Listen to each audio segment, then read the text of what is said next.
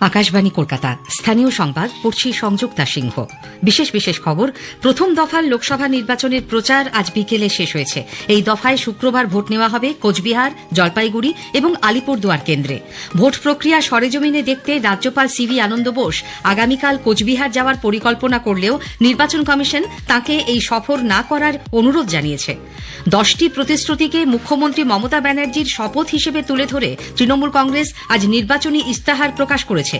Police প্রশাসনের কড়া নজরদারির মধ্যে রাজ্যে আজ বিপুল উৎসাহ উদ্দীপনায় পালিত হচ্ছে রামনবমী। সুপ্রিম কোর্টের নির্দেশ মেনে রাজ্যপাল 6টি বিশ্ববিদ্যালয়ে উপাচার্য নিয়োগ করেছেন। দক্ষিণবঙ্গের বিভিন্ন জেলায় আগামী রবিবার পর্যন্ত সতর্কতা জারি করা হয়েছে। আসছি বিস্তারিত খবরে। প্রথম দফার লোকসভা নির্বাচনের প্রচার আজ বিকেলে শেষ হয়েছে।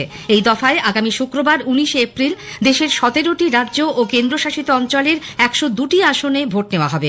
এর মধ্যে রয়েছে উত্তরবঙ্গের 3টি আসন, কোচবিহার, জলপাইগুড়ি ও আলিপুরদুয়ার। সকাল 7টায় ভোট গ্রহণ শুরু হবে, চলবে সন্ধে 6টা পর্যন্ত।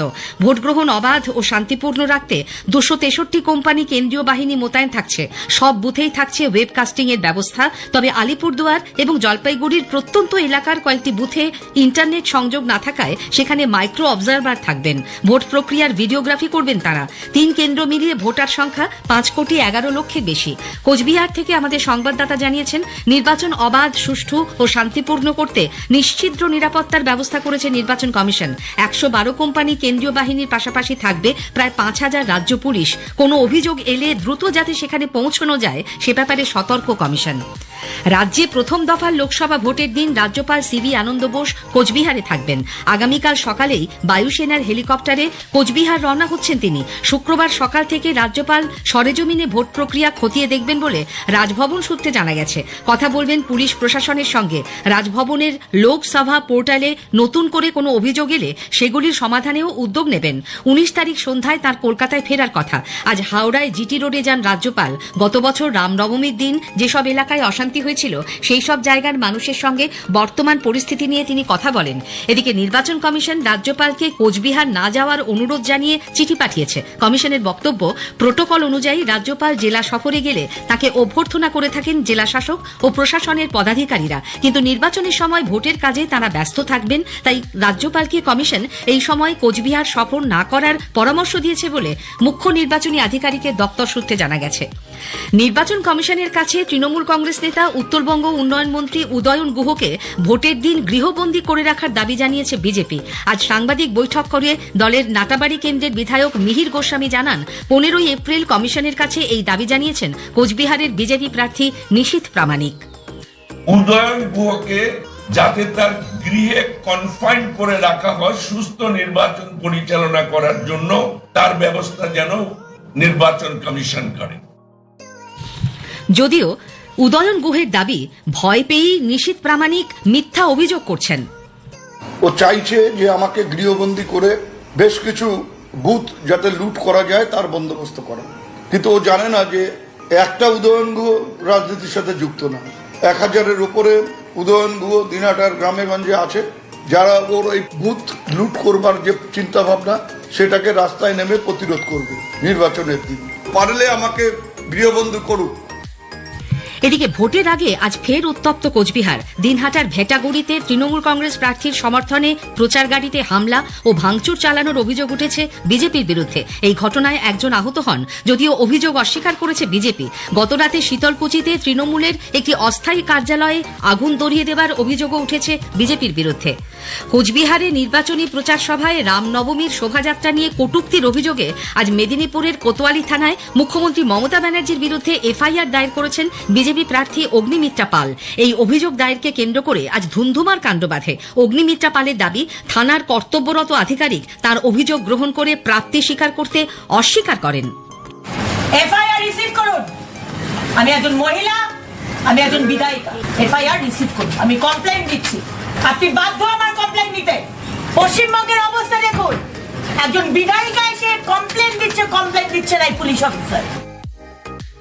এর প্রতিবাদে দলীয় কর্মী সমর্থকদের নিয়ে থানার সামনেই প্রধান সড়কের ওপর বিক্ষোভ অবস্থানে বসেন তিনি।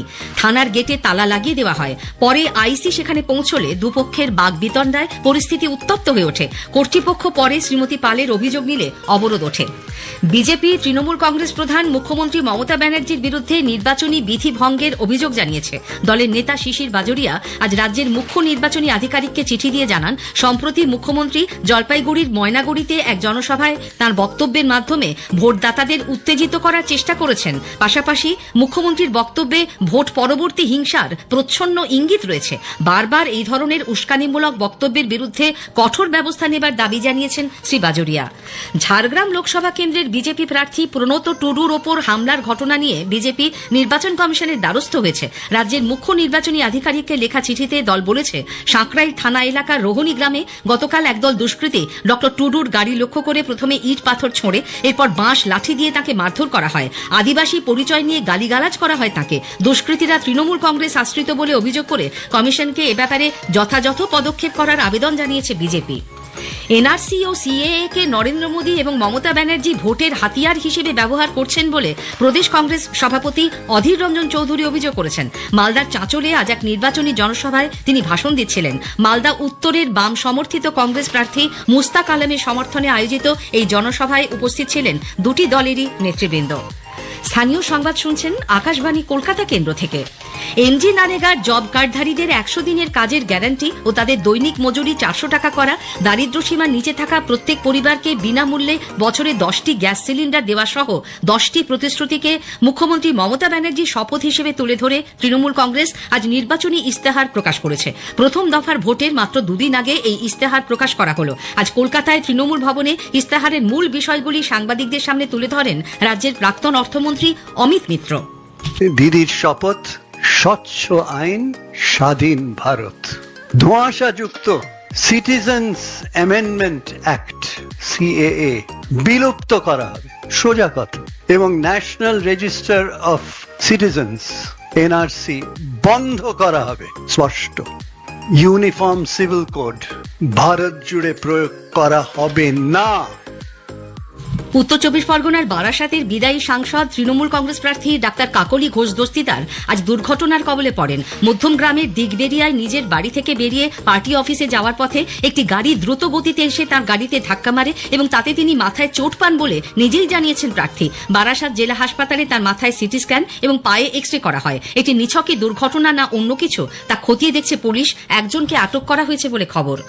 পুলিশ প্রশাসনের কড়া নজরদারির মধ্যে রাজ্যে বিপুল উৎসাহ উদ্দীপনায় আজ রামনবমী পালিত হচ্ছে। কলকাতার উপকণ্ঠে নিউ টাউনে রামনবমীর বর্ণাঢ্য শোভাযাত্রার সূচনা করেন বিরোধী দলনেতা শুভেন্দু অধিকারী। দক্ষিণ দিনাজপুরের বালুরঘাট, গঙ্গারামপুর, বুনিয়াদপুর সহ বিভিন্ন এলাকায় এই উপলক্ষে শোভাযাত্রা ও বাইক র্যালি হয়। শোভাযাত্রায় পা মেলান বালুরঘাট লোকসভা কেন্দ্রের বিজেপি প্রার্থী সুকান্ত মজুমদার। বর্ধমান দুর্গাপুর লোকসভা কেন্দ্রের বিজেপি প্রার্থী দিলীপ ঘোষ, আসানসোলের বিজেপি প্রার্থী এস আলুওয়ালিয়াও রামনবমী শোভাযাত্রায় যোগ দেন। ঘাটালে শোভাযাত্রায় অংশ নেন তৃণমূল কংগ্রেস প্রার্থী দেব এবং বিজেপি প্রার্থী হিরণ। বনগাঁয় তৃণমূল শ্রমিক সংগঠনের রামনবমীর মিছিলে হাঁটতে দেখা যায় তৃণমূল প্রার্থী বিশ্বজিৎ দাসকে। মালদা শহরে দক্ষিণ মালদার বিজেপি প্রার্থী শ্রীরূপা মিত্র চৌধুরী, সিউড়িতে বীরভূমের তৃণমূল প্রার্থী শতাব্দী রায়, হাওড়ায় তৃণমূল প্রার্থী প্রসূন ব্যানার্জি ও বিজেপির রথিন চক্রবর্তীকেও শোভাযাত্রায় পা মেলাতে দেখা গিয়েছে। হাইকোর্টের নিষেধাজ্ঞা সত্ত্বেও কয়েকটি জায়গায় অস্ত্র নিয়ে মিছিলে বিতর্ক শুরু হয়। শিলিগুড়িতে চোখে পড়েছে এক বিরল সৌজন্যের ছবি। দার্জিলিংয়ের বিজেপি প্রার্থী রাজু বিস্ত ও তৃণমূল কংগ্রেসের জেলা সভাপতি পাপিয়া ঘোষ রামনবমীর মিছিলে কিছুক্ষণ একসঙ্গে হাঁটেন। অন্যদিকে পুলিশ মিছিল আটকে দেওয়ায় বীরভূমের মুরারইয়ে ধর্নায় বসেন বিজেপি প্রার্থী দেবাশিস ধর। যাদবপুর বিশ্ববিদ্যালয়ে রামনবমী পালনের অনুমতি দিয়েও তা প্রত্যাহার করা নিয়ে শুরু হয়েছে রাজনৈতিক চাপানোতর। বিশ্ববিদ্যালয় কর্তৃপক্ষের তরফে প্রথমে একদল পড়ুয়াকে বেলা 11টা থেকে দুপুর 2টো পর্যন্ত এই উৎসব পালনের অনুমতি দেওয়া হয়, কিন্তু গতকাল রেজিস্ট্রার এক বিজ্ঞপ্তিতে নির্বাচন আচরণবিধি বলবৎ থাকা সহ একাধিক কারণ দেখিয়ে সেই অনুমতি প্রত্যাহার করে নেবার কথা জানান। এর বিরুদ্ধে বিজেপি আদালতের দ্বারস্থ হবে বলে দলের রাজ্যসভার সাংসদ শ্রমিক ভট্টাচার্য জানিয়েছেন। সুপ্রিম কোর্টের নির্দেশ মেনে আচার্য তথা রাজ্যপাল সিভি আনন্দ বোস রাজ্যের 6টি বিশ্ববিদ্যালয়ে উপাচার্য নিয়োগ করেছেন। রাজ্য সরকারের পাঠানো তালিকা থেকে বেছে নিয়েই তাদের নিয়োগ করা হয়েছে। দক্ষিণবঙ্গের বিভিন্ন জেলায় আগামী রবিবার পর্যন্ত তাপপ্রবাহের সতর্কতা জারি করেছে আলিপুর আবহাওয়া দপ্তর। আগামী দুদিন সর্বোচ্চ তাপমাত্রা স্বাভাবিকের 3 থেকে 5 ডিগ্রি ওপরে থাকার সম্ভাবনা। কলকাতায় আজ সর্বোচ্চ তাপমাত্রা 39.4 ডিগ্রি সেলসিয়াস, স্বাভাবিকের 4 ডিগ্রি ওপরে। সর্বনিম্ন তাপমাত্রাও ছিল স্বাভাবিকের চেয়ে 3 ডিগ্রি বেশি, 29.5 ডিগ্রি সেলসিয়াস। স্থানীয় সংবাদ শেষ হল।